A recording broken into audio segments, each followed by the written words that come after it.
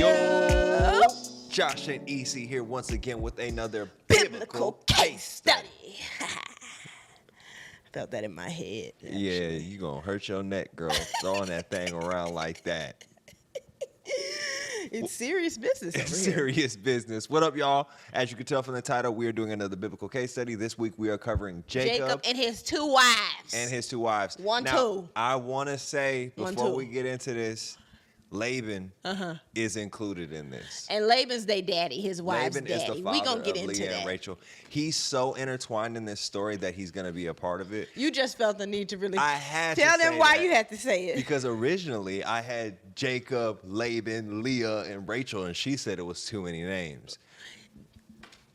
That's the only reason? Yeah. Why'd you have to take down Laban? Why'd it end up coming down? Oh, because I lost in rock, paper, scissors. Okay. I just wanted to make sure we got full honesty and what- transparency. You're sick. But we're focused on the different relationships in the Bible. Now, he is accurate. Like Laban, as you guys will come to find out in this particular biblical case study, plays a huge role as the father of his two wives. But we focused on the couple. Well, is this our first throuple? This is our first throuple. Ooh. Interesting. T. Well, I guess you could say that Who? Abraham and Sarah? Abraham, Sarah, But and Hagar she didn't was really- a bit of a throuple. It I mean, there was throuple drama. It was, but this is more because he like wifed them both. Yeah, this is real deal. This is our realest throuple we've Two experienced. wives. Yeah. That are sisters. Catch it. Yeah, ready to get into this. If you don't know, by the way, if you are new here, you don't even know who Abraham and Sarah are. Like, that's Jacob's granddaddy and grandma. So you can go back. You can pause this video, go back and watch the previous videos we've done to catch yourself up. We are walking through Genesis, the relationships throughout the Bible. We started with Adam and Eve, done their sons, Cain and Abel, Noah and Ark, Abraham and Sarah, which is again his grandfather. Oh, it's okay. No, you. It's okay. Abraham and Sarah. She smudged it, yo. Who else am I thinking about? Jacob and Esau. Jacob is a twin. Side note, we just did Jacob and Esau last week. Way too hard on this. Baby, quiet. I'm trying to let the people know it's not that deep. It's not that deep. Oh, I am. Okay, that was good. That was good right there. Yeah, there you go. I'm blue. Mm-hmm. No, you don't Good like job. it either. Anyway, let's hop into this, babe. Don't touch the board no more. I didn't do it. I was enthusiastic about the biblical case studies.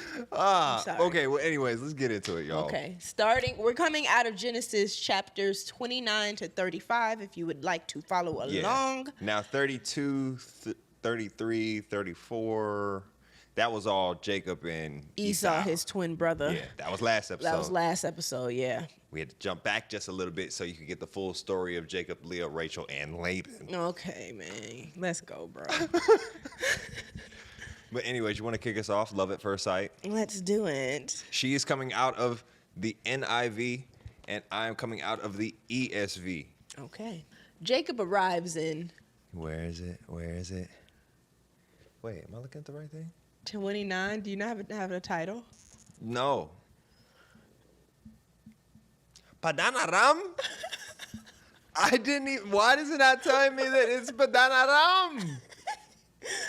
That at this point is an insider for those who've been paying attention the last 2-3 biblical case studies. You have to be there to know. Padanaram. Okay, let's get into it. Verse 1, chapter 29. Then Jacob continued on his journey and came to the land of eastern peoples. There he saw a well in the open country, with 3 flocks of sheep lying near it because the flocks were watered from the well. You know what, too? Pause for a second, just because we usually give a little bit of background before we hop into. Okay. Jacob has quote unquote run away from home because he did his twin brother Esau dirty, and he needs to run for his life. Yeah, his mother actually set it up. Yeah, so it's T. That previous story before this one is T. So if you want more in depth, like go watch that. So this makes a little bit more sense to you. But I did want it's just like Jacob's on a journey. He's on a journey for a specific reason. Yeah, to get away from his brother. Yes, and to find a wife in particular. His parents wanted him to find a wife within their bloodline. So his father's or his mother's family is the direction that he's heading right now. Did I touch it? Yes, it's Rebecca's brother that he's running to. That's his mama. Okay. Verse 2, there he saw a well in the open country with 3 flocks of sheep lying near it because the flocks were watered from that well. The stone over the mouth of the well was large. When all the flocks were gathered there, the shepherds would roll the stone away from the well's mouth and water the sheep. Then they would return the stone to its place over the mouth of the well. Jacob asked the shepherds, "My brothers, where are you from?" "We're from Haran," they replied. He said to them, "Do you know Laban, Nahor's grandson?" "Yes, we know him," they answered. Then Jacob asked them, "Is he well?" "Yes, he is," they said. "And here comes his daughter Rachel with the sheep." Huh, how fitting. "Look," he said, "the sun is still high. It is not time for the flocks to be gathered. Water the sheep and take them back to pasture." "We cannot," they replied, "until all the flocks are gathered and the stone has been rolled away from the mouth of the well. Then we will water the sheep." While he was still talking with them, Rachel came with her father's sheep, for she was a shepherd. When Jacob saw Rachel, daughter of his uncle Laban, and Laban's sheep, he went over and rolled the stone away from the mouth of the well and watered his uncle's sheep. Should I fit? Okay, I'll finish. Okay. There's some things there right there. There's things all over. Okay, verse 11. I'm letting it slide. But you just... Then Jacob kissed Rachel and began to weep aloud. That must have been a good kiss right there. 12. That was a friendly kiss. Was it? It was. While he weep aloud kissing her. All right, verse 12. He told Rachel that he was a relative of her father and a son of Rebekah. So she ran and told her father. I think we should stop there. Okay, you want to pause for a second? Yeah, for sure. All right, let's pause for a second. Now, first of all, let's go ahead and address that kiss that you was over there. That was a greeting kiss. Do you greet your relatives and weep? This customary culture, when they greet each other or relatives, they kiss each other. It's not like he just made out with Rachel upon seeing her. Although, later you'll see that she's recorded as being very beautiful. Now, here's the interesting part about this. What? You see almost a flip in narrative. When Abraham's servant went to go look for Rebekah, Their mom. one, he prayed for guidance. Right. No prayer for guidance here. Okay. And this is before the whole Jacob wrestling, the whole thing.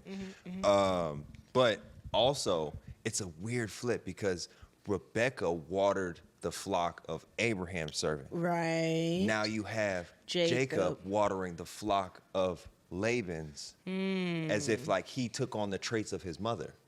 You see? That's cute. Yeah. Nice catch. Yeah, actually.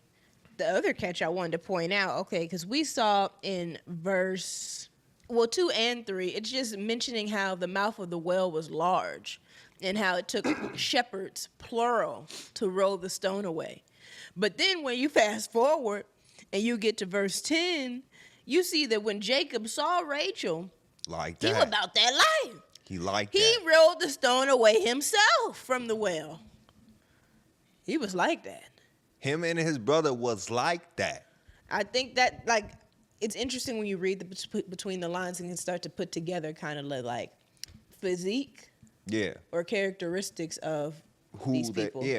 Like, yes, Esau was a hunter. Yeah. All this information will make sense if you watch last episode. Yeah. Everything that we're about to talk about right now will make sense if you watch the previous episode, but we're finna get into it. Yeah. Esau was a hunter. He was strong. Yeah. Jacob, Twin brother. Right. But Okay. just chose the another soft life. Yeah. Just chose the soft life. Yeah. But that don't mean he ain't got it like that. Right. And Jacob wrestled with God. Right. Gotta have something on the meat. You know what I'm saying? Gotta be a little meaty. Yeah. You gonna wrestle with God? Please don't say meat, bro. You remind me of us moving. The movers, bruh. When we moved we had a lot of stuff, and I told the 2 men in the truck. First of all, they didn't give us 2 men in the truck. They gave us 2 boys in a U-Haul, which was crazy It was work. 3 boys in a U-Haul. 3 boys in a U-Haul. But either way, We needed their meatiest men. Yeah, and they didn't send their your meat. meatiest men because our stuff is heavy. Bruh. They did not send their meatiest. They didn't send, but they did it. They got it done. But when you say that, it just brings me. We did need a Jacob and Esau to move up in here. We sure did. We're gonna need them to move out. We're gonna sure need them to move out. But yeah, I thought that was also really cool. Then what else? There was something else. All right, so my Bible in the first verse actually says, "The land of the people of the east." It's a really funny way of them addressing the people from Padan Aram. Huh? The people from Padan Aram? So Rachel and Laban and them are from Padan Aram? I guess so. Padan Aram. It's because he arrives. Okay, yeah. Yeah, Huh. It's very interesting the way that they address them, because I guess Eastern culture has a polytheistic culture to it, and you'll notice the polytheism What shows the heck is that, baby? multiple gods. Oh, okay. Polytheistic means multiple gods. My bad. But the polytheistic culture starts to show its face throughout the story. But I think that's why they kind of said, like, in my Bible, the people of the East. To kind of show, like, there's, like, a difference here. And there's, like, a different culture already with the watering of the sheep and everything. Why is that different? In what way? It's just, like, they were trying to explain, like, where we're from, things are different here. Yeah. Because he was like, why aren't you watering the sheep? Okay, and everybody has to gather first. And so they had a lot of traditions almost. I'm assuming, yeah. I think it was kind of establishing that there was different traditions in this land. Okay, got it. Yeah. I didn't even finish to 18, but there was stuff to unpack 1 to 13. So starting at 13. Cool. As soon as Laban heard news about Jacob, his sister's son, he hurried to meet him. He embraced him and kissed him and brought him to his home. And there Jacob told him all these things. There's that kiss again. Yeah, I saw it. Okay. But he was feeling away about that Rachel kiss. I don't care what you say. Felt away. Okay, verse 14. Then Laban said to him, "You are my own flesh and blood." After Jacob had stayed with him for a whole month, Laban said to him, "Just because you are a relative of mine, should you work for me for nothing? Tell me what your wages should be." Now Laban had 2 daughters. The name of the older was Leah, and the name of the younger was Rachel. Leah had weak eyes, but Rachel had a lovely figure and was beautiful. Now, they ain't right. I'm going to finish out verse 17 and 18, but that ain't right. Okay. What does it mean by weak eyes? Exactly. And out of all the things they could describe her as, so she had weak eyes, but Rachel was banging, 10 out of 10. Was she cockeyed? Oh, that actually would make a little bit of sense. But that don't mean her body ain't banging. They could have gave her more. That's not right. Verse 18. Jacob was in love with Rachel, of course, lovely figure and beautiful, and said, "I'll work for you for 7 years in return for your youngest daughter, Rachel." Pause. Love Now, at first sight. Love at first Hence, sight. love at first sight. Okay. I see that it says her eyes are weak. My Bible is telling me that weak also means soft. I don't know what that means. I'm still trying to gather what that means. Mine says delicate. Were they puffy? It's just giving that something was wrong. With the eyes? Cause Or maybe she didn't have that fire, you know? what? You have weak eyes. Like, maybe she's just, like, soft. Plain Jane a little. Yeah. Like, no. But like they didn't have to do that in comparison to like Rachel. Like if you are hyped culture like nowadays, Rachel 10 out of 10, Coke bottle shape. Like that's the energy that they got. Leah. And then there's Leah. She had weak eyes. That's all you have for Leah. Don't do that. Like that wasn't right. So clearly Jacob had love at first sight. He was on that with Rachel from the jump. That's where that kiss came up in there. They were relative or not, but that kiss meant something. And he asked Laban, his uncle, if he served for 7 years, could he wife Rachel? I'm wondering what the genes was hitting for. Because Laban is Rebecca's brother, Rebecca being Jacob and Esau's mom. And when Isaac laid eyes on her, 10 out of 10, she was beautiful. It was another one. It's like, what they was hitting for. I don't know. And but it was natural beauty, they kept too. that beauty in the family. It was like an That's inheritance. what I'm saying. That's what's interesting. And I thought it was interesting, too, that in verse 9, it pointed out that Rachel was a shepherd. Yeah. That was the first time I've heard, since we've been reading through this, of a woman having a job, low-key. It's actually very true. Rachel, her name actually, I believe, means sheep. It's kind of, where is it? Because I know my Bible says this. Yeah, Rachel means you, like E-W-E, inappropriate name for a shepherdess. That's what my study Bible says. I bet he found that attractive, too, though. Yeah, these industrial women Like always, she out here like, working. Proverbs 31 woman. Yeah. Rachel, Proverbs 31 woman. Not Rachel.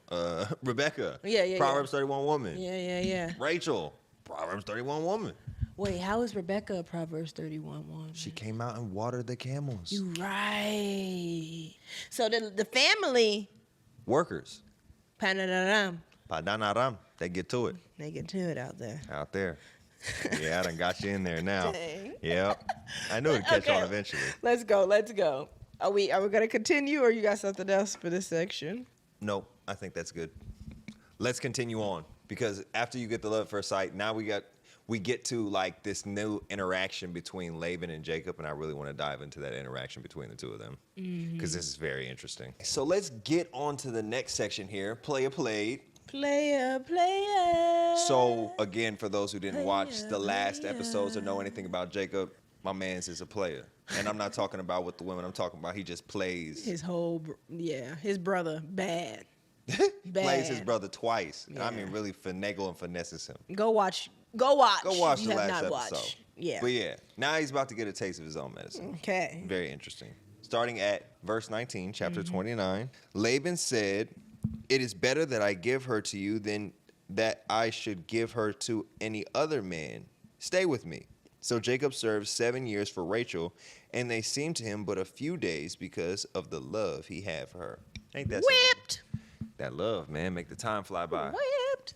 It does, doesn't it? Yeah, we pulling up on a decade, man. For real. Don't even feel like it. It doesn't. You know why? Love. Verse 21. Then Jacob said to Laban, "Give me my wife that I may go into her, for my time is completed." Third. Boy was waiting on them 7 years. He's probably the day of 7 years. Give me my wife. Give her to me.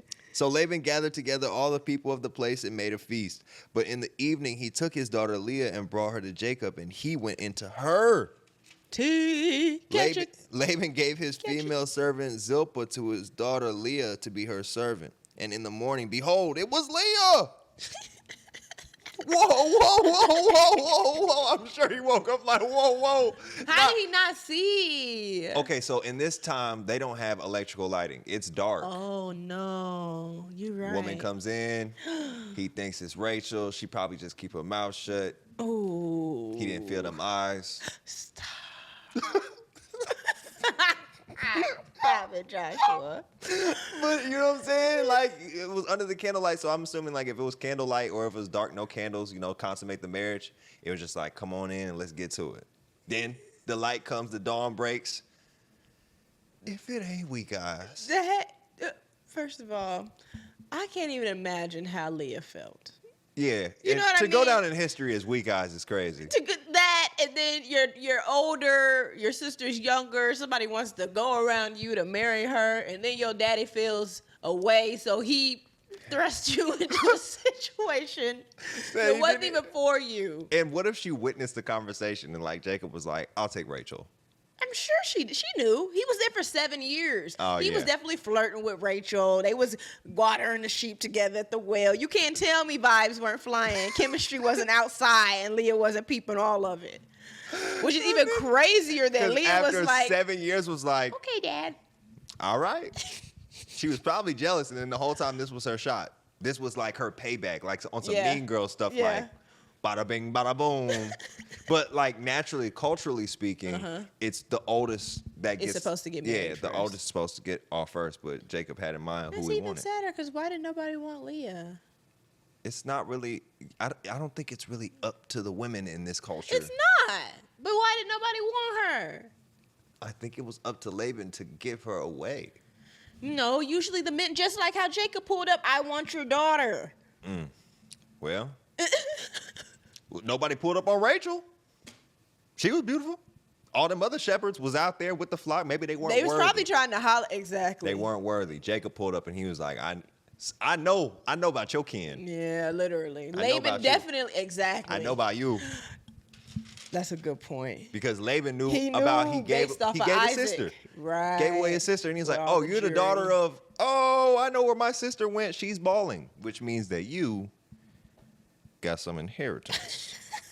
Why can I see Laban literally get Plotting. all wide eyed? Because it said as soon as And he's from over as soon east. as Rachel told. He's from over east. He not thinking the same. What you mean? Like, it's almost indications that they're not worshiping the same God just by the way that they address the people over east. Like Eastern cultures, again, polytheistic, not talking about the God of Abraham, the God of Isaac. Yeah. Okay. So the way that Laban looks at these things is probably from a world perspective. He's looking at it like this is a good deal. He's not worried about God in this moment. He's like, this is a good deal. I'm going to take full advantage. I got my sister's son here in my presence. He wants my daughter. I'm going to take full advantage of this. Give them two. I'm going to give them both. Wait, keep going. Keep going. Okay. Verse 22. So Laban gathered all... oh, wait, no. We way past that. After Leah. Oh, yeah. Behold, it was Leah. And Jacob said to Laban, what is this you have done to me? Doesn't that sound familiar? All them other... The Pharaoh. and Abimelech. What is this you've done to me? Yeah. Crazy. Full circle. Yeah, it is. Full circle. Did I not serve you for Rachel? Why then have you deceived me? Laban said, it is not so done in our country. This is that cultural difference. To give the younger before the firstborn. Complete the week of this one, and we will give you the other also in return for serving me another 7 years. That's crazy. That's sick because he knew from the jump. He knew from the jump that wasn't a part of the custom. Sick. He knew. I'll give you this one. After 7 years. More years. You basically were gaslighting me for 7 years, G. Gave me pretty much, I can't even go to customer service about this. You gave me the wrong product. And I have to go another 7? You know how tight he must have been of like... You're kidding, right? He was ready to make love to Rachel. And I'm sure he thought he was when he put it down on Leah. Oh, my God. Only to wake up deceived. Player. Player. And now he has to wait another 7 years to consummate the marriage that he really wants. So he had to wait. That's almost 2 decades. Years. That's insane. Why everybody in the Old Testament got to be waiting so long for what they want? I think the theme of patience and long suffering and endurance keeps showing its face. In the Old Testament especially. We here in this new age, 2025, boy, we love the be microwave mad blessings. I was just going to say the microwave, bro. Microwave We don't even blessings, want to boy. oven nothing no more. Who out here is willing to wait 14 years? For their wife. 20 years in For their patience. husband. Who got that kind of stamina? My God. In this generation, people ain't got a week's worth of stamina. You questioning if God loves you, he didn't answer your prayer in 2 days. Oh, my goodness. Talking about some 20 years, you would have left the faith. I ain't gonna, boy, half y'all would have left the faith, G. Be real. Would you have? Be for real. Would you have? Honestly, there's still things that I've been asking God for that he ain't answered, but I still love him. I Okay. feel like he's like, it's because I have a true foundational understanding of his character. Like after reading these stories and understanding his character, I have a realization that like God's ways are higher than my ways. Yeah. And if he's saying no in this season, it's for my betterment. It's for the best. Yeah. He's not giving it. He's not withholding it from me to punish me. Right. Or to he's not like, a mean God. no, like he's father. a wise father. Right. An understanding and all-knowing God that knows what's best for me in this season of my life. Give me too much water, I'll wither. Give me too much light, give me too much light, I might wither. Give me too much water, I might drown. Yes. You know? Yes. Like, you had to wait till you were 16 to drive. Why? Because you weren't responsible enough to get behind the wheel. You could kill somebody. Oh, man. Talk about it, Joshua. Like, you're not responsible enough to drive that vehicle. If I put a congregation in front of you before you're ready to give that sermon, you're going to lead them all to hell. Oh. Dangerous territory. Dangerous territory. He's really doing you a favor so he doesn't have to punish you at the end. I'm trying to keep you from having blood on your hands for doing something silly thinking that you were ready. Or there's a lesson in the patience. For sure. There's always wisdom to be learned within gained. The patience. But yeah, so let's just keep reading because we can keep going. We can really dive deep. That'll preach good. I promise you that'll preach good.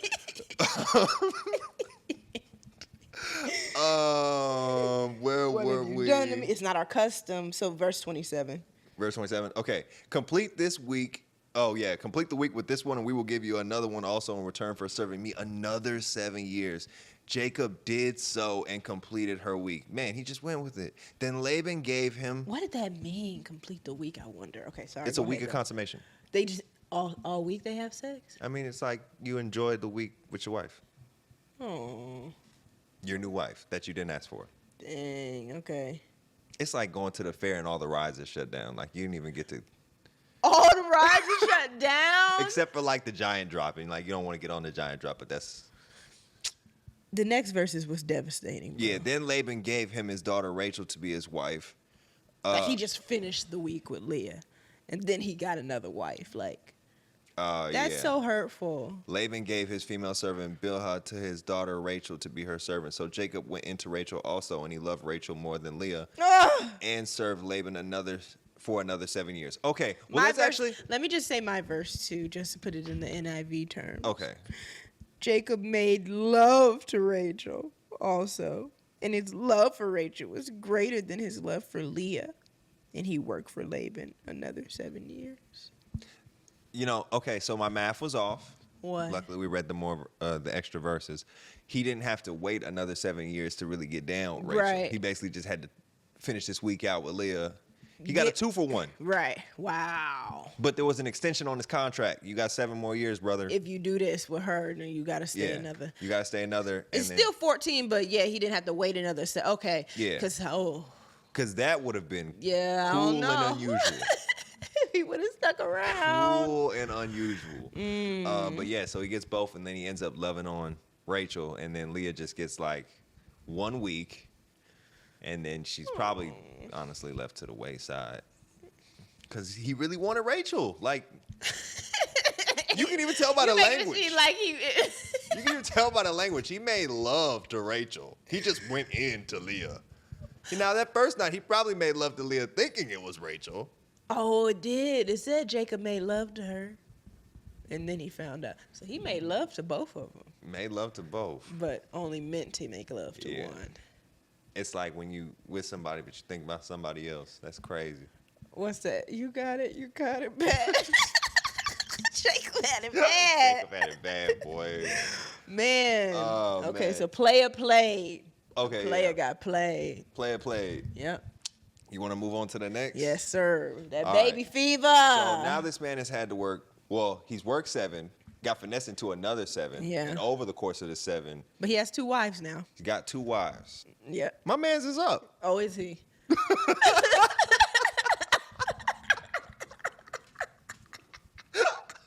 he now?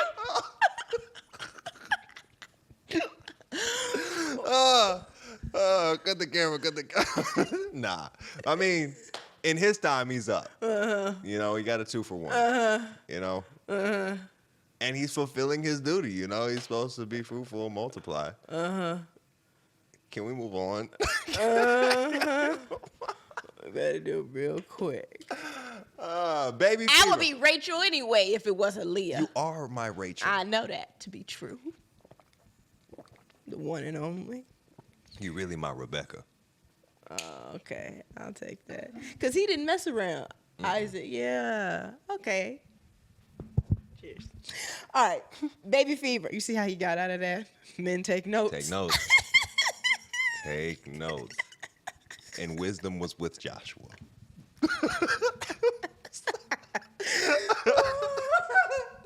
Okay. We're at chapter 29, verse 31. When the Lord saw that Leah was not loved, he enabled her to conceive, but Rachel remained childless. Okay. Can we pause for 1 second? I'm Yeah. sorry. We just got to read it. Yeah. We need to pause for 1 second. Your verse says loved less. Was not loved. Was not loved. Okay, so mine said that Leah was hated, and Wow. It's a harsh word, but I think it needs to be referenced because some people might have my version of the Bible and think that like Jacob truly hated her. But when the Bible uses the term hated, it is loved less. Okay. Because I forget what chapter of the Bible, I believe it might have been Jeremiah. Yeah, I believe it was Jeremiah. But it said Jacob I loved, but Esau I hated. He's talking about the two nations. I've seen that verse. But he's not saying I hated Esau. It's like a love less. Oh, okay. You know what I'm saying? I do. Yeah. Yeah, so it says Leah was not loved. He enabled her to conceive, but Rachel remained childless. Leah became pregnant and gave birth to a son. She named him Reuben, for she said, "It is because the Lord has seen my misery. Surely my husband will love me now." Reuben means see, a son. Yeah, mine says Reuben sounds like the Hebrew for he has seen my misery. The name means see a son, yeah. Okay, verse 33. She conceived again. And when she gave birth to a son, she said, "Because the Lord heard that I am not loved, he gave me this one too." So she named him Simeon. Simeon. Simeon or Simeon? It's Simeon. I don't really know the difference. Okay. But that also means heard. One who hears, yes. Yeah. Again she conceived. All right, he might not love Leah the same. He might not have loved But her, but he went into her. He was feeling away. You don't conceive this men not feeling away. Again, she conceived. And when she gave birth to a son, she said, "Now at last my husband will become attached to me." Oh. Dang. Because I have borne him 3 sons. So he was named Levi. Verse 35, she conceived again. And when she gave birth to a son, she said, "This time I will praise the Lord." So she named him Judah. Then she stopped having children. Pause for a second. So, the babies was coming. Coming quick. And it's actually kind of crazy because, like, the babies is coming, but she's still, by child 3, she's still thirsting for affection from Jacob. Yeah. Jacob did not love her. No. That's sad. But he was definitely using her for the lineage. Man. But I even think it's interesting how, like, you know, at least when it comes to even Abraham, and I can't remember if Isaac was told what to name their kids. I don't think so. But it says that she was naming the kids. Yeah. Almost as if he didn't care. I don't know if that's the case. I think there's some divine ordering here, though, because back in that day, Hebrew names meant, like, their destiny. Yeah. And, like, Judah, for example. Right. Lion of the tribe of Judah. Lion of the tribe of praise. Yes. You know what I'm saying? Jesus is the Lion of the tribe of Judah. Yes. Like, that name is very fitting for that lineage. And, like, little do they know or realize down the line that this is going to play an important role. Living out God's plan. Yeah. This also is a very cool note, though, because, like, their names meant their destiny, and Jesus' name was I am salvation. And so, like, Jesus, in everything that he did, was living out his destiny. He was salvation for the homeless. He was salvation for the poor. Like, everything that he did was living in his purpose. Like, he was true. Like, the way that we're all supposed to be living in our purpose, Jesus was a prime example of living in his purpose. It's the reason why he could be so humble. He wasn't doing anything outside of himself. He was just being salvation. Now, you also got to wonder, while she's having all these kids popping them out, Rachel is not able to have any. And you also notice here that Jacob isn't praying for Rachel. There is a theme that has stopped here. Talk about it. All the mother husbands was praying over their wives' wombs. His grandfather and his father. Yeah. I'm going to pray over my... But, again... He didn't know who he served yet. He didn't know who he served, but he's a mama's boy. Didn't catch that trait from dad. Very interesting. Very. But did Esau didn't either, though, and he was a daddy's boy. Esau didn't have God like that. Exactly. It was very weird that dynamic between them. Like somehow, some way, like the polytheism creeped its way in underneath Isaac's nose. But now that we even know where she came from, Rebecca. Yeah, maybe. Eastern people. Maybe it You was feel on me? Rebecca. Yeah. But she got the vision from God about the two nations. But did she? I don't personally think she started moving like a woman of God even after that vision. No, because she was definitely right? still She moving was still deceitfully. shiesty She and was like, still yeah. shiesty. It's kind of like that knowing of, but not knowing Him. Yeah. And there's a huge difference in how you move when you know who God is Yeah. and who you belong to. It's like she knew God, but she didn't fear him. Right. Like the fear of Isaac. He's not is Lord much and different. Savior. Yeah. Yeah. Just another God on the list of gods, I guess, to her. Literally. But in another light, you could think of Rachel as like knowing that was God and then obeying by making Rachel sure. or Rebecca are you talking Rebecca, about? my bad. Okay. Rebecca listening to God and knowing that her younger son was supposed to inherit it and basically like saying, I have to make sure it happens. I have to make sure that God's will comes to fruition. You're not going to give away that blessing to the son that just married The Hittites. the Hittites. She was just God already told me it was supposed to be Jacob. Disgusted by that. My baby boy. Uh-huh. Who knows, man? It's a very complex situation. And It like, is. this is also very symbolic of how complex life is. Yeah. Like, Facts. life ain't black and white. No. And these ain't all saints. No. Okay. Is anybody other than Jesus Christ? Sinners. I was gonna say. A line of sinners. He's all, including us. Including us. Like, but that's the beauty of it because he's not using perfect people. That gives us Yeah. a whole lot of reassurance that like he can use us even though we're imperfect. Imperfect. Yeah. Because we're a part of a perfect plan. Amen. Okay, brother. Okay. Okay. Anyways, let's talk about this haterade. Let's get into the haterade. Okay, chapter 30, verse 1. When Rachel saw that she bore Jacob no children, she envied her sister. She said to Jacob, give me children or I shall die. Girl. Relax, Rachel. Relax. Girl. No, I would be kind of pissed though. 4? But is it Jake? How Jacob? What is he gonna do? You got to think about how long it takes to hold a kid. Okay, it's 4 years of watching her make babies. It's 4 years of her making babies, and Yeah. she's like, nothing. Nothing.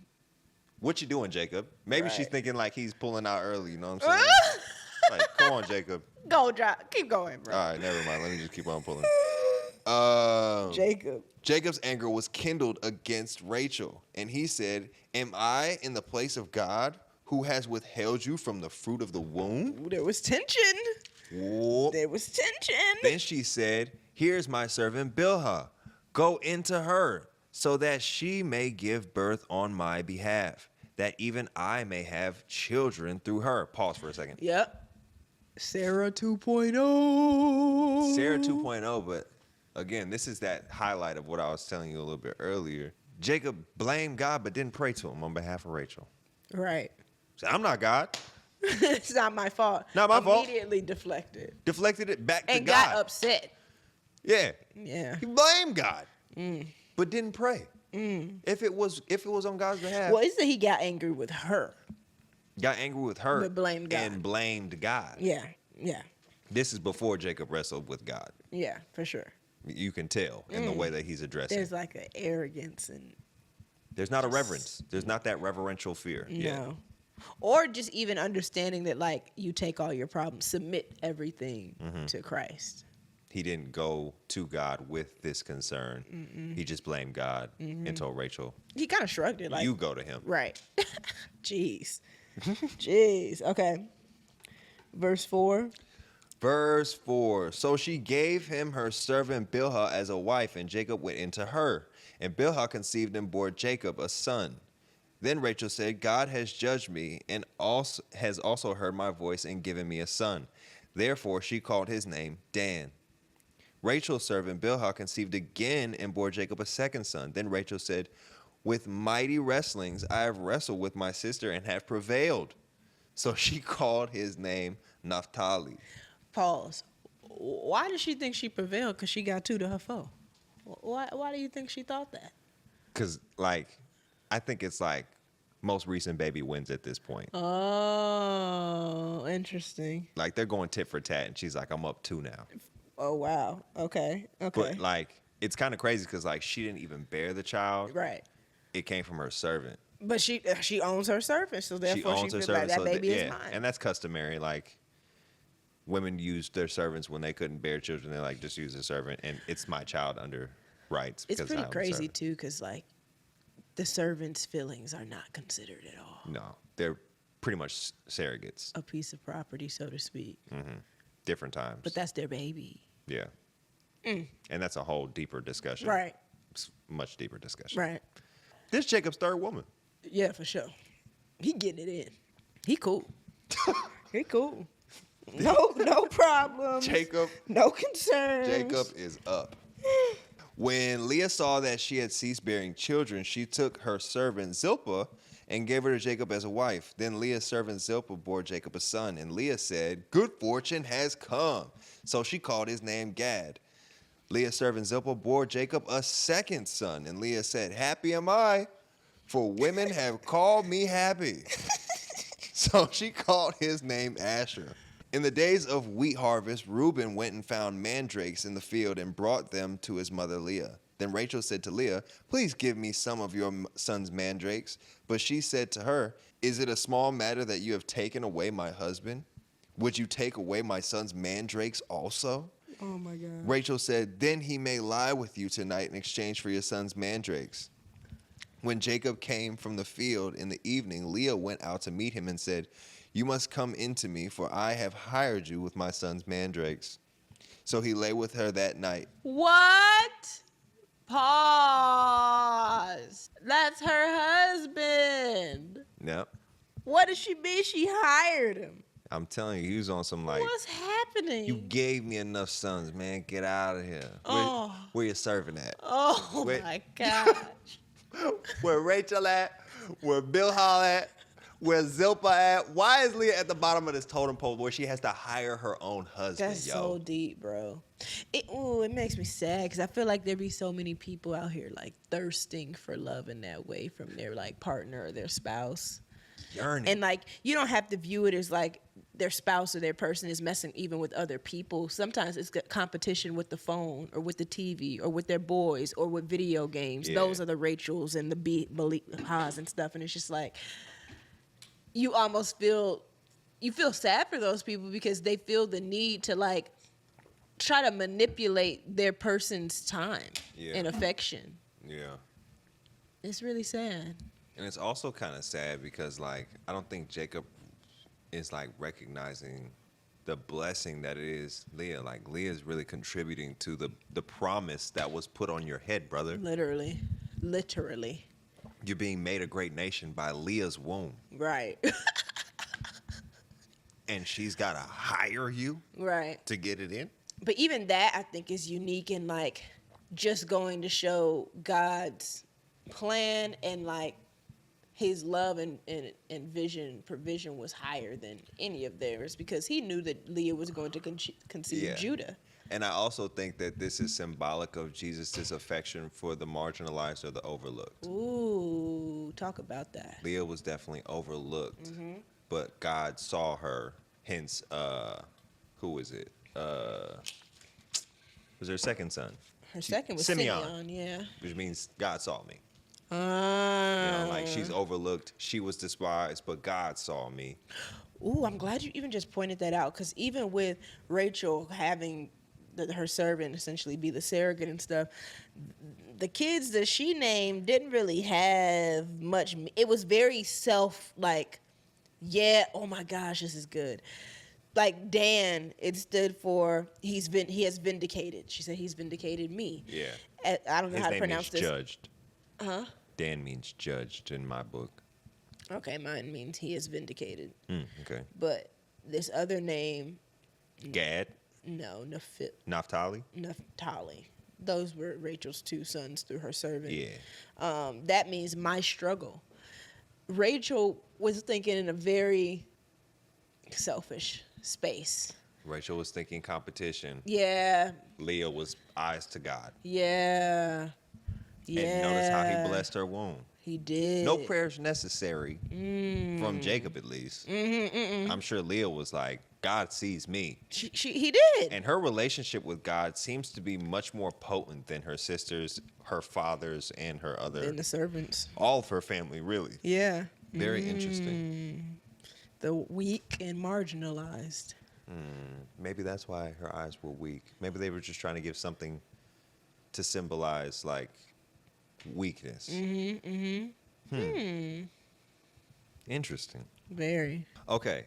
So she hired her husband, verse 17. Oh, with mandrakes. Mandrakes is a fertility fruit. Oh, really? And that's what Rachel wanted from her. Yeah, Rachel wanted a fertility fruit. Her son brought it, was going to give it to Leah, and then she was like, you already took my husband, and now you want some fertility fruit, so what, you can be up again on me? Wow. That makes it deeper. She said, you know what, okay, bet, you can have the mandrakes, you can have fertility fruit, but I'm going to go lay with our husband. Wow. R is crazy. Almost made my blood I boil could see just a your little bit. blood pressure rise 2 points just thinking about having to say that. Couldn't fathom it. I wouldn't deal with it. Jacob, all these men is better than me, boy. One is enough, I tell you that. Yeah. Yeah. Let's go. Verse 17. Verse 17. And God listened to Leah, and she conceived and bore Jacob a fifth son. Leah said, God has given me my wages because I gave my servant to my husband. So she called his name Issachar. And Leah again conceived, and she bore Jacob a sixth son. Then Leah said, God has endowed me with a good endowment. Now my husband will honor me because I have borne him 6 sons. So she called his name Zebulun. Afterwards, she bore a daughter and called her name Dinah. Then God remembered Rachel, and God listened to her and opened her womb. She conceived and bore a son and said, God has taken away my reproach. And she called his name Joseph, saying, may the Lord add to me another son. Bum, bum, bum. Okay, so Rachel kind of tightened up on her last son's name. Well, not her last son, but yeah. the most recent son that you... She evolved a little bit. She's evolving. Maybe she's acknowledging Leah. God now. Yeah. It's no longer about competition. Maybe she's like, maybe I'm looking at the wrong things. Yeah. Maybe she's hearing Leah name all these children and it's like, maybe there's some conviction there. They are sisters. She's probably hearing these names come out her mouth and she's like, man, she's referenced God every time. Well, but God sees her. I think it's interesting that verse 17 emphasizes God listened to Leah. There's that kind of gap in space that we don't quite know about between Leah allowing Rachel to have the mandrakes and sleeping with her husband, hiring to sleep with her husband, and then her conceiving. To say God listened to Leah and she became pregnant, was she asking for that again from the Lord? She was probably praying. Can we get another one in, Lord? Even though she had said she was done. It said, verse 29, chapter 29, verse 35. Then she stopped having children after Judah. She stopped having children after Judah. I don't think it was by choice. I think it was just like her womb, like, really, like, didn't closed bear. up. That's why she gave her servant, because her womb wasn't producing anymore. So she was like, take my servant. So they was both begging to God, let me have another one. I think they were just hating so hard on each one. Like, who could have more kids? It's like, basically, like, I'm going to have this kid. You going to have a kid? Bet I'm going to have another kid. Oh, your servant going to have a kid? Bet I'm going to throw my servant in the game. She going to have a kid. Man. Like, they just going kid for kid to, like, win Jacob's heart or approval or honor in this particular case. But Leah being the hated of the two, God was showing favor. Like, she had 7 by herself, 9 with her servants. Yeah. She football team. God gave her the number of completion on her womb. Wow. Gave 7 of them things. And then he gave the servant 2 bonus points. Right. Rachel got 2 off the... 2, so she has 3 total then under her household belt. Or whatever. Wait, how many is that? That's 12, ain't it? That's 12 kids right now.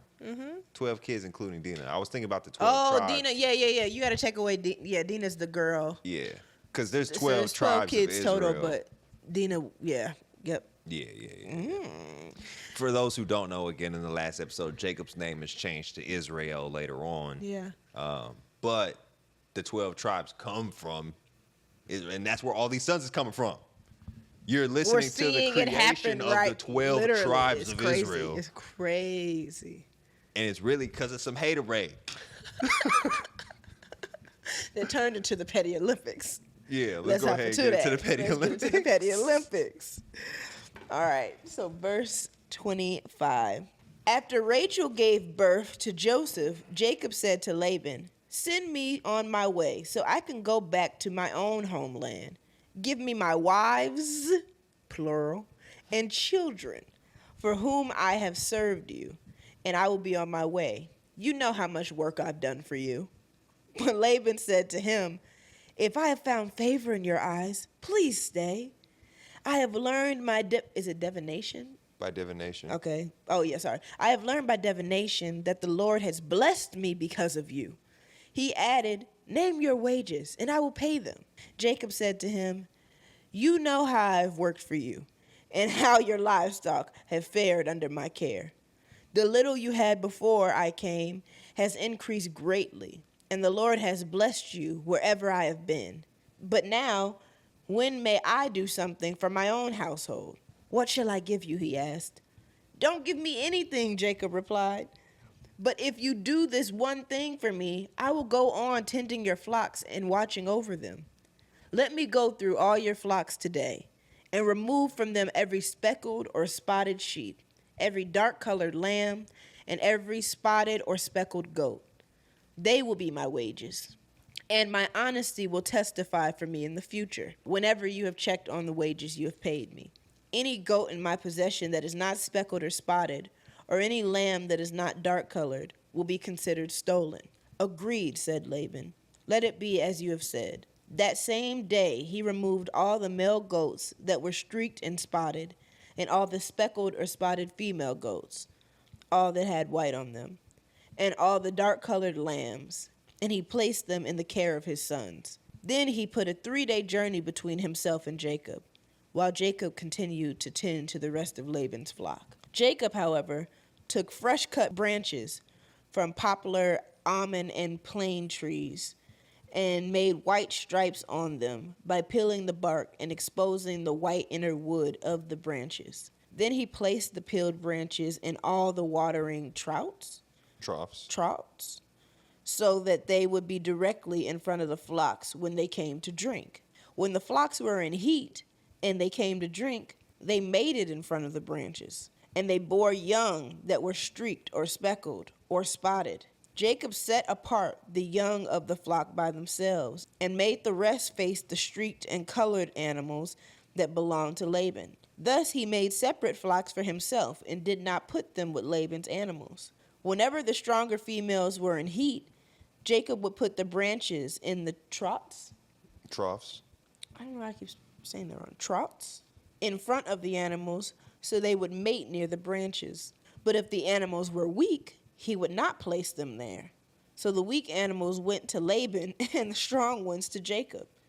In this way, the man grew exceedingly prosperous, and came to own large flocks, and females, and male servants, and camels, and donkeys.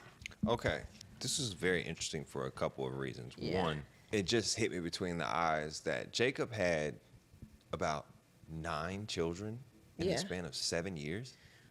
Were you including Rachel's? Yeah. Well, that's more than 9.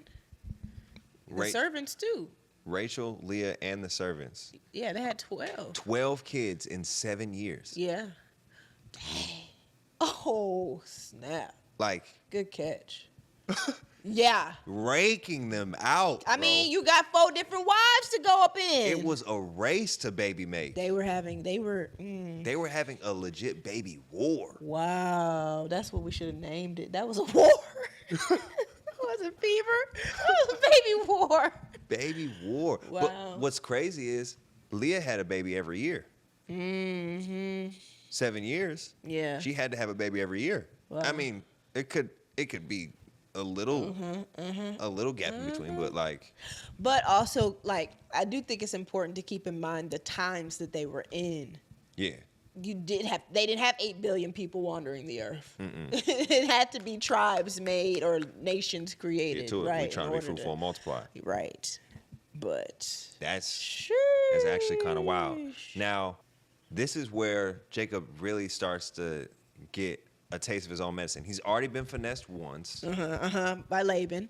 Yeah. We're having to marry Leah first. Yeah. Yes. Ultimately, though, that finesse ends up blessing Jacob. Absolutely. Because the promise is still on his head. I don't think, though, that Jacob even understood the significance of what the promise meant because he wasn't locked in with God like that at that time. Yeah. So that didn't really mean much to him. You know what I mean? Well, I mean, he was willing to finesse his brother for it. He didn't know about that prior. His mama knew. Well, that's true. He didn't. He was just a finesser from the jump. He didn't even really know why he was finessing. He just knew he would get away with it. There was no like. Don't tell me that, because now you got me thinking that Jacob was just doing this for fun, bro. He probably was. Bruh, I don't know. But that is very interesting. Now, Laban, again, that's why I feel like his name should be in this title. But Laban definitely pulls a finagle finesse because he was like, all right, you get all the speckled and spotted sheep. And the second he says, deal. He goes right out there and says, give me all the speckled and spotted sheep. Bring them over here. Send them off with my sons. Go 3 days that way. Don't come back until I tell you. That's crazy. But at the same time, worked in Jacob's favor. Because he got fresh newborns. Yeah. Strong. This is the wealth of wisdom and the wealth of work that he did showing its fruits. What took place between verse 37 and 43 wasn't him doing something like shiesty where he was like intentionally marking the animals. Like this was some kind of breeding technique. Yeah. Right. That like I was trying to study this because like it didn't kind of make sense to me at first. But I guess like when there were some scientists that were like researching this particular technique and they were like, no, this is like a breeding technique that he had came up with. And like I guess we'll see later, but like this was like a divine plan from God to get spotted and speckled sheep that was given to him, and he enacted it. Like these animals were born spotted and speckled. Like this was like God giving provision over him. He just had to follow the directions of like how to go about breeding them. That's kind of even deeper. Wasn't there a point in time where people were supposed to sacrifice like untainted animals? Like spotless? Spotless, yeah. I think I remember Pure. During some time, like David, when King David and stuff. Every sacrifice needs to be pure, spotless. And Jesus was the only one that was that. But in this regard, as the 12 nations of Israel or tribes of Israel are like coming into fruition, as we can see, I just think it's interesting that these animals are spotted, tainted, like born into sin almost. It's like a reflection of them. Yeah. None of them are perfect sheep, but they're useful for the flock. Yes. Very interesting. Very. So the petty Olympics. Laban tried to get one up, but Jacob still finagled through. And we'll see why, like, if you guys want to do more research on it, it would actually be cool to see, like, what you guys come up with or, like, what you guys get in your research. But, like, take some time to do research on that specific technique that Jacob was using from verse 37 to 43. Because the first time I read it, I thought he was just, like, sending the babies through like some sticks. You said dirt or something, yeah. Yeah, I thought he was just basically, like, kind of finessing Laban by, like, spotting them himself and, like, saying, like, these ones are spotted. They're mine now.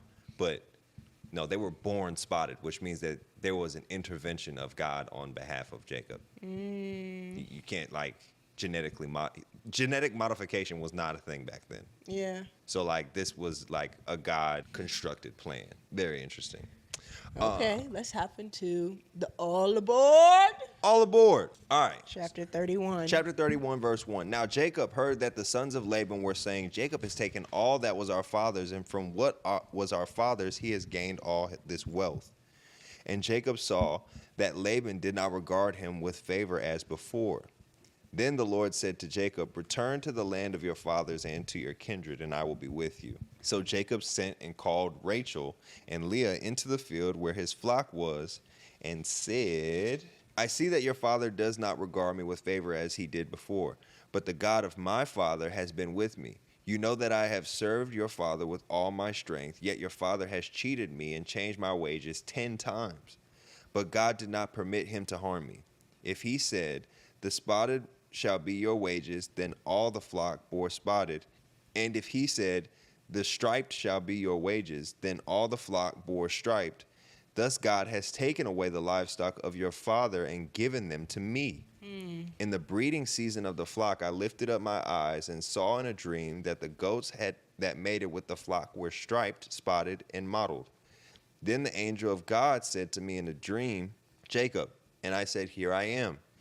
And he said, lift up your eyes and see, all the goats that mate with the flocks are striped, spotted, and mottled, for I have seen all that Laban is doing to you. I am the God of Bethel, where you anointed a pillar and made a vow to me. Now arise, go out from this land and return to the land of your kindred. Then Rachel and Leah answered and said to him, is there any portion or inheritance left to us in our father's house? Are we not regarded by him as foreigners? For he has sold us, and he has indeed devoured our money. All the wealth that God has taken away from our father belongs to us and to our children. Now then, whatever God has said to you, do. So Jacob arose and set his sons and his wives on camels. He drove away all his livestock, all his property that he had gained, the livestock in his possessions that he acquired in Padan Aram, to go to the land of Canaan to his father Isaac. Laban had gone to shear his sheep, and Rachel stole her father's household gods. There's those gods. And Jacob tricked Laban, the Aramean, by not telling him that he intended to flee. He fled with all that he had and arose and crossed the Euphrates and set his face toward the hill country of Gilead. Okay, so now we get more clarity on how the previous act was an act of God. Yeah. He said if you said that all the spotted were mine, right, and they all bore spotted, well, that was God. That's God. If you said all the striped are mine, and they all bore striped, well, that was God. Because you remember you were saying you were wondering if he was lying to them. Yeah. And now. I was wondering, like, I was struggling back and forth, like, did he finesse them back? And I was like, no, this actually wasn't a finesse by Jacob. This was an act of God. Right. Because he had saw that Laban was playing him. For years. Just abusing and using him. Yeah. But Jacob served faithfully. He did. He served faithfully. Yeah. And then, when he said the God of Bethel, he did promise him at Bethel when he anointed that pillar. That was back from Jacob and Esau. When he was at Bethel, he anointed that pillar, and God said, I'll be with you. And then again, he said, I'm the God of Bethel. Just reminding you where you met me. Right. Reminding you of like, hey, it's me, same God, didn't change. Here I am telling you that if you just follow my instructions, you will be all right. Mm-hmm. And basically siphoned all of his wealth. All of it. Because he was playing too much. Playing. He got so much favor. He was greedy. Laban was greedy. But he was abusing the promised child. Mm-hmm. Mm-hmm. This is what happened. Like, and the household gods gives you more knowledge to, like, he didn't respect whatever promise that the God of Isaac, the God of Abraham, whatever, he may have known about it, but didn't respect it. Yeah. He was like, Jacob's here. I'm going to take advantage. Similar to what you were saying earlier, there was no fear. Yeah. It's like, and like you said, he was very worldly, so his eyes got big because of the wealth. Yeah. That's, I think, what really ultimately like gave him comfortability, quote unquote, in giving away his sister or giving away his daughter. But if they were like broke boys out here, but saying, God told me that you're supposed to give me so and so, I don't know. And even the way that Laban in the earlier chapter 30 learned that the Lord has blessed him because of Jacob. Yeah. He learned it by divination. And divination is, we're told not to participate in divination. What is that? It's like tarot cards. Like, it's a different form of like manipulative spirituality. Okay. And that's not the way that you're supposed to get revelation from God. Right. And Rachel stealing her dad's household gods. That was an interesting touch. Yeah. You can tell. Rachel.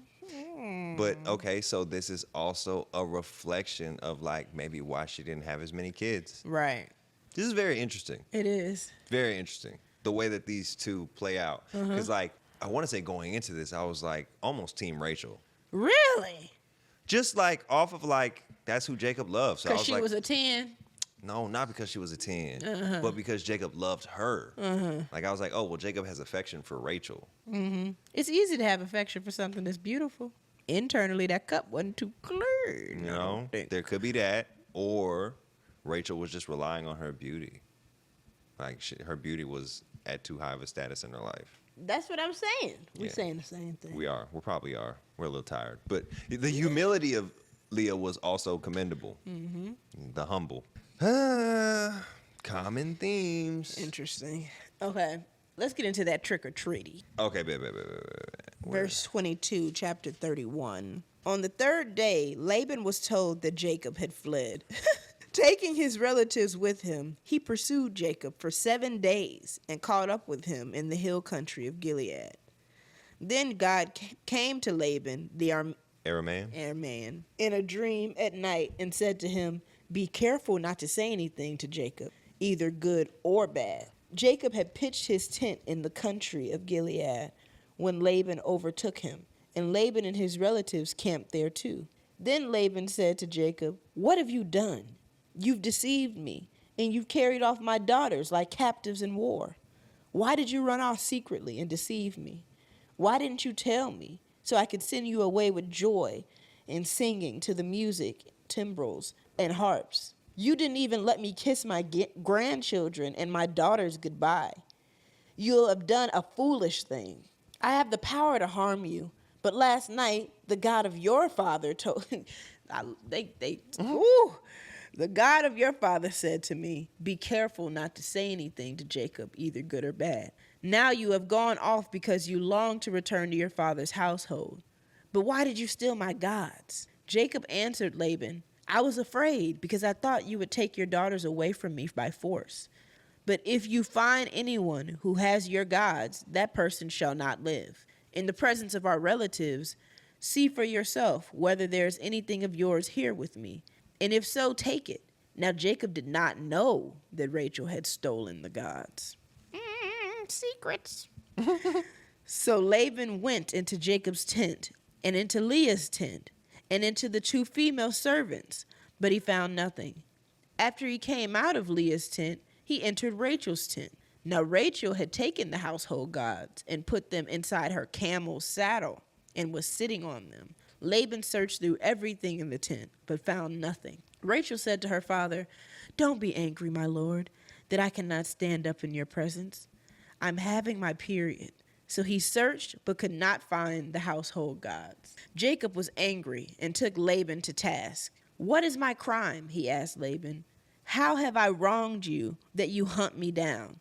Now that you have searched through all my goods, what have you found that belongs to your household? Put it here in front of your relatives and mine, and let them judge between the 2 of us. I have been with you for 20 years now. Your sheep and goats have not miscarried, nor have I eaten rams from your flocks. I did not bring you animals torn by wild beasts. I bore the loss myself, and you demanded payment from me for whatever was stolen by day or night. This was my situation." He said, "Let me lay this out for you. The heat consumed me in the daytime, and the cold at night. The sleep fled my eyes." That's because he was getting it in too much. What? "It was like this for 20 years. I was in your household. I worked for you 14 years for your 2 daughters and 6 years for your flocks, and you changed my wages 10 times. If the God of my father, the God of Abraham, and the fear of Isaac had not been with me, you surely have sent me away empty-handed. But God has seen my hardship and the toils of my hands, and last night he rebuked you." Laban answered Jacob, "The women are my daughters, the children are my children, and the flocks are my flock. All you see is me." I gotta do that, hold on. "All you see is me." That's the energy. "Yet what I have, I do." But what I can do today about these daughters of mine, or about the children they have borne. Come now, let's make a covenant, you and I, and let it serve as a witness between us." So Jacob took a stone and set it up as a pillar. He said to his relatives, "Gather some stones." So they took stones and piled them in a heap, and they ate there by the heap. Laban called it, help me out. Oof. Yeah. Jagar Sahadutha. Okay. And Jacob called it Gilead. All right. Laban said, "This heap is a witness between you and me today. That is why it is called Gilead. It is also called Mizpah. because he said, 'May the Lord keep watch between you and me when we are far away from each other. If you mistreat my daughters, or if you take any wives besides my daughters, even though no one is with us, remember that God is a witness between you and me.' Laban also said to Jacob, 'Here is this heap, and here is this pillar I have set up between you and me. This heap is a witness, and this pillar is a witness, that I will not go past this heap to your side to harm you, and that you will not go past this heap and pillar to my side to harm me. May the God of Abraham and the God of Nahor, the God of their father, judge between us.' So Jacob took an oath in the name of the fear of his father Isaac. He offered a sacrifice there in the hill country and invited his relatives to a meal. After they had eaten, they spent the night there. Early the next morning, Laban kissed his grandchildren and his daughters and blessed them. Then he left and returned home." Bum, bum, bum. Okay, some very interesting stuff here. Okay. First of all, the way that Laban tried to gaslight this whole situation to start out is actually crazy work. He was like, "You drove away my daughters as if captives by the sword." Did we not hear them say, "We'll go"? Right. Absolutely. They said, "Willingly go." They said, "Dad tried to play us. Dad tried to play us. We out." God definitely got him. We gone. Yeah. Pops, this ain't even about you no more. Right. Now, the stealing of the gods is like, it's very interesting. The study Bible is like, I like it because it kind of gives me a new perspective. But like, it gave 3 scenarios. Perhaps she took the gods because she believed that it would prevent Laban from using his power to overcome Jacob. Or possibly she thought that it would bring her good fortune. Or maybe she just wanted them because of their inherent value, given that they may have been made of costly metal.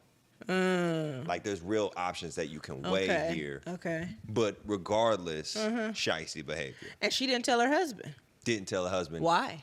Shicey behavior. Why didn't you tell your husband? Maybe because she knew he was a God-fearing man. He was like, "Hey, what's up with all these guys?" Was he God? Because he was still saying the God of Abraham, the fear of the Lord, my father. Like, he wasn't really still. But yet they still were looking to that version of God to be the witness that they do right by each other. It's so confusing. It is a little confusing. You can tell there's like a tinge of lukewarmness here from Jacob. Yes. But I can also see that Jacob is slowly but surely like changing paths towards God. Here's how I can see that. He told he told the relatives to make a heap over there, and he made a pillar. The pillar represented his singular God. The heap represented their polytheistic gods. Interesting. He was like, this heap is the watch post, and he called it Mizpah, the watch post. God's watching. Theirs is just the heap, which I believe is witness. Like, okay, you have your witnesses, but I believe that the watchtower was God. He was like, let's just get one thing straight. We're not serving the same God here.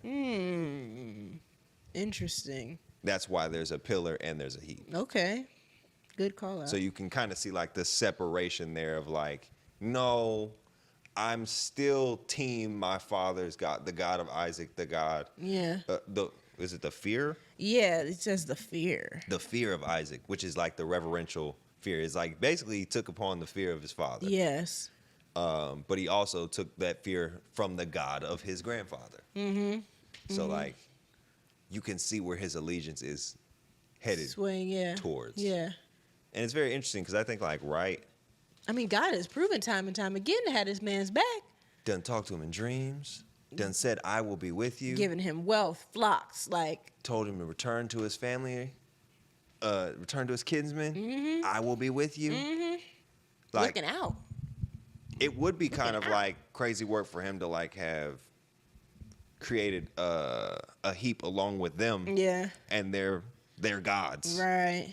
Knowing full well, God The one true God came and talked to you personally. Then gave you the flocks that you now have in your possession. Then gave you the children that he said that you would have.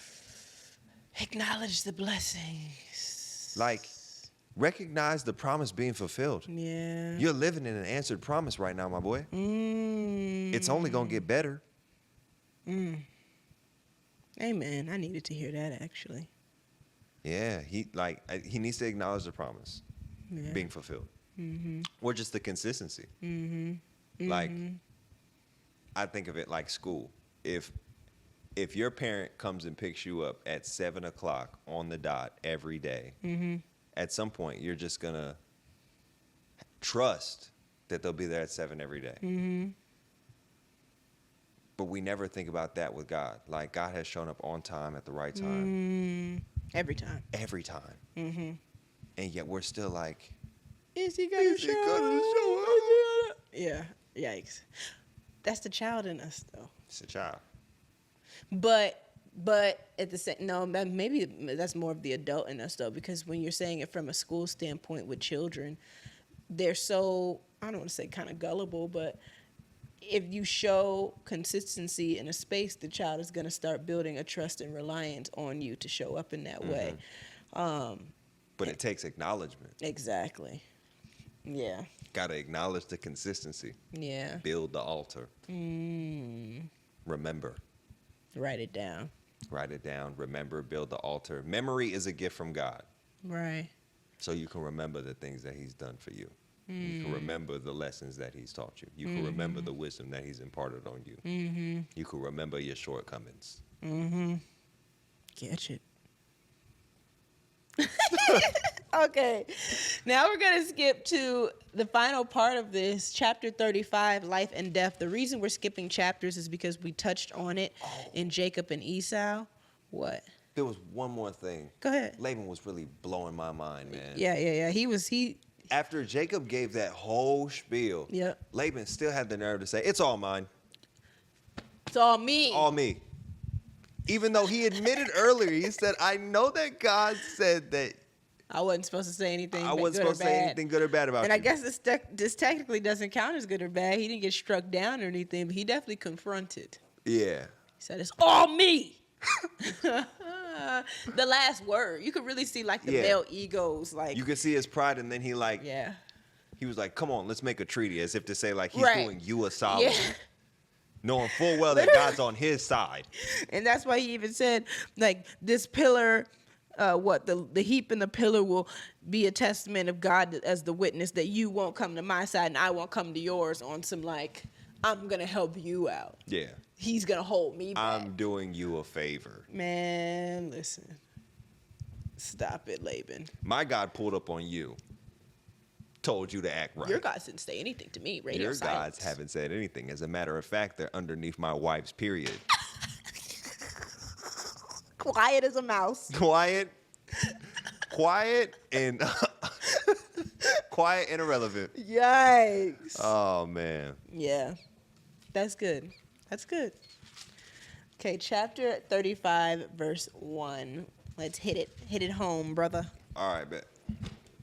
35, verse 1. God said to Jacob, arise, go up to Bethel and dwell there. Make an altar there to the God who appeared to you when you fled from your brother Esau.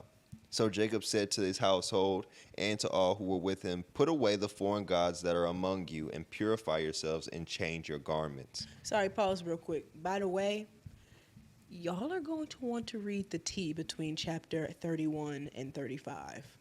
It's just not relevant for this case study in particular, but the tea is piping hot. Please continue. I forgot. Yeah. Oh. Yeah, they're going to want to read that. You're going to want to read that? Come in, baby. Come in. I'm jumping out? Yeah. You're going to want to read that. Yeah. I think we'll get into it later. Maybe. But if we don't, read that thing. If we don't, read that thing. Whew. Jacob's sons are some gangsters, okay? Please continue. Them sons is grown and they doing grown folk things. They doing grown folk thing, man. Okay. So. Verse 3, I'm sorry. Verse 3, he told him to put away the foreign gods, then let us arise and go up to Bethel. so that I may make there an altar to the God who answers me in the day of my distress and has been with me wherever I have gone. Mm-hmm. So they gave to Jacob all the foreign gods that they had and the rings that were in their ears. Jacob hid them under the terebinth tree that was near Shechem. Okay. I like oak better. Yeah, under the oak tree that was near Shechem. So they were having a problem with foreign gods. But now you see Jacob is team God. Shut it down. Shut it down. Yeah. God has been consistent and faithful. Shut it down. I don't know who you worshiping, but they not like Can't my belong God. here, yeah. Not Yeah. like my God. Yeah. I'll tell you right now. His chest is out now. Yeah. He know who he is. He walking in his faith. I love that. He done wrestled with God. Yep. He probably limping still. Yep. But still good, still prospering, still flourishing. It's a new walk. Yeah, it is. Walk with a limp, but it's a changed walk. It's a righteous walk. Anyways, told them to put away the foreign gods, hid them under an oak tree near Shechem. Verse 5, and as they journeyed, a terror from God fell upon the cities that were around them so that they might not pursue the sons of Jacob. Protected. They're Covered. protected. And again, you're gonna have to read what happened before. Good catch. Thank you. You're gonna have to read what happened before to know why they need protection. Yeah, man. Very interesting. And you know what? I don't want to talk about it because I really want to encourage you to go read it. Read it. Maybe we'll talk about it in the next one. We'll touch on it. I really want you to go read it for yourself. Very interesting. You don't want to miss that. No. Okay, and verse 6, and Jacob came to Luz, that is Bethel, which is in the land of Canaan, and he and all the people who were with him, and there he built an altar and called the place El Bethel, because there God had revealed himself to him when he fled from his brother. And Deborah, Rebekah's nurse, died, and she was buried under an oak below Bethel. So he called its name Elon Bakuth. Means oak of weeping. Oak of weeping. God appeared to Jacob again when he came from Padan Aram and blessed him. And God said to him, your name is Jacob. No longer shall your name be called Jacob, but Israel shall be your name. So he called his name Israel. Catch it. This is like the name switch. This is big. This is big. This is big. Although this isn't the first time he switched his name. No. Very interesting. It's like he had to remind him a couple times. But it's no longer, like, I feel like that was the first time we're seeing the language of no longer shall you be called Jacob anymore. That's a good catch. So this is like the official name change of Jacob. I don't think you'll hear him call him Jacob anymore. Yeah. He's Israel now. Verse 11, and God said to him, I am God Almighty. Be fruitful and multiply. A nation and a company of nations shall come from you, and kings shall come from your own body. The land that I gave to Abraham and Isaac I will give to you, and I will give the land to your offspring after you. Then God went up from him in the place where he had spoken with him, and Jacob set up a pillar in the place where he had spoken with him, a pillar of stone.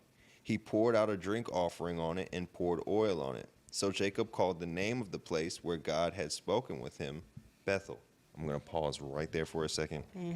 God is giving him the same treatment as his father, his grandfather. Yeah. He's basically speaking a blessing over his life. And they're always pointing to this offspring. Yeah. It's not offsprings. No. Offspring, singular. They're pointing to Jesus. God is pointing to Jesus. Interesting because if, like, you would think they're talking about their actual sons. Yeah. Like next in line, so to speak. Not realizing it's way down the line. Down the line, yeah. Hundreds of years. Yeah. And I think it's very interesting because, like, even though through those generations, they did receive a land, but oftentimes in the Old Testament, those lands were taken, given back, taken, conquered, back and forth because of their disbelief or unbelief. But the true offspring, the promise is fulfilled. All these promises are fulfilled with Jesus. Yeah. This whole book is about Jesus. Yeah. Like, every time you hear offspring, it would behoove you to just think Jesus. Yeah. Because it's like, I'll give this land to your offspring. It's going to Jesus. Your offspring will be as numerous as the stars. It was like followers and but heirs that's of how the complex kingdom. God is, though, because it was literal and figuratively speaking That's how at beautiful. the same like, time. God is a Genius. Yeah. I don't even think so genius. further, but yeah, no, it's genius, not. It doesn't do him. But that's It the doesn't best do him from justice. a human standpoint that we can That's do. the best language we got. He's just Almighty. literally all knowing, all powerful. It's crazy. Okay, verse 16. You want to finish it home? Verse 16. Okay.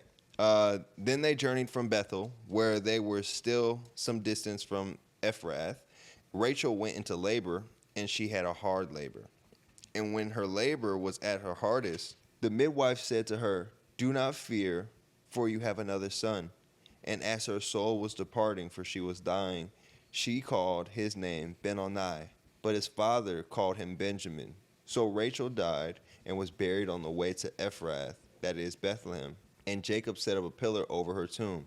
It is the pillar of Rachel's tomb, which is there to this day. Israel journeyed on and pitched his tent beyond the tower of Eder. While Israel lived in that land, Reuben went and lay with Bilhah, his father's concubine, and Israel heard of it. So Reuben out here sleeping with his daddy's kind of side piece wife, the servant of. This is a lot. That's a lot. Oh. So that's even more interesting because it's like, Whoa. This is a key piece of information. what? Reuben went and lay with Bilhah is crucial information. Later down the line, when Israel Yeah. blesses his sons, he removes Reuben? Reuben as the firstborn heir. Like, he doesn't give him that firstborn status. Really? Because that was a challenge to his father. That was essentially that's like it was a challenge to his dad. Yeah, you slept with your daddy. Why? Yeah, well, not his wife. But It was. It said it was his wife once he laid with her. once he lay with her, yeah, She was his. it was a direct challenge to his authority. And though Israel didn't address it in this moment, Yeah. He caught it. noted. Yeah. We'll get back to that. Wow. Good catch, babe. That's actually super crazy. That I didn't put those two together until this very moment. That's super crazy. Finishing off. Yes. Okay, now the sons of Jacob were 12. The sons of Leah, Reuben, Jacob's firstborn, Simeon, Levi, Judah, Issachar, Zebulun. The sons of Rachel, Joseph and Benjamin. The sons of Bilhah, Rachel's servant, Dan and Naphtali. The sons of Zilpah, Leah's servant, Gad and Asher. These were the sons of Jacob who were born to him in Padan Aram. Now you're getting it. And Jacob came to his father Isaac at Mamre, or Kiriath Araba, that is Hebron, where Abraham and Isaac had sojourned. Now the days of Isaac were 180 years, and Isaac breathed his last. And he died and was gathered to his people, old and full of days.